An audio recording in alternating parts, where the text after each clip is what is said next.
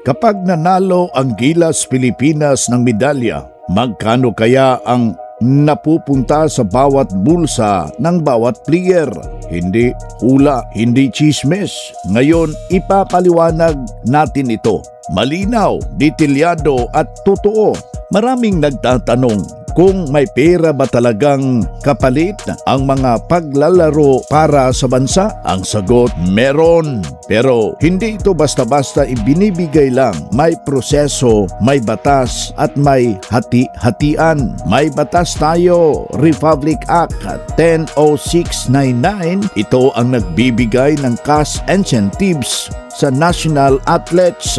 Para sa basketball, team incentive divided sa players, depende sa dami ng lineup. Simple, malinaw at legal. SEA Games incentive, gold 300,000, silver 150,000, bronze 60,000.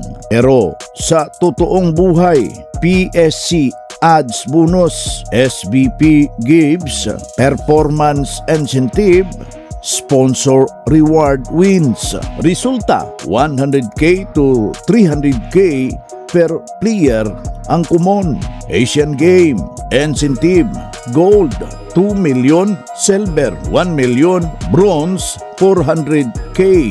Divided sa team, ang gold is 166k per player. Pero ang prestige event, corporate bonuses, government recognition at sponsor rewards.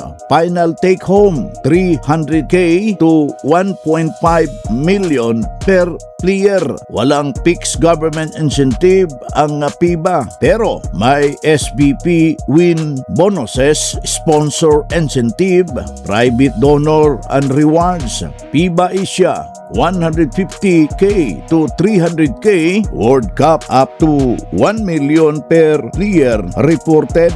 Olympic qualification 1M to 5M possible bonus. Hindi ito tungkol sa pera lang. Ito ay reward sa sakripisyo, pagod at karangalan na dala ng bawat laro. At ngayon, alam mo na kung bakit motivated ang Gilas. Kung may natutunan ka, i-like ang video. Kung gusto mo pa na ganitong content, subscribe ka na at i-comment mo, dapat bang dagdagan pa ang incentive ng Gilas player?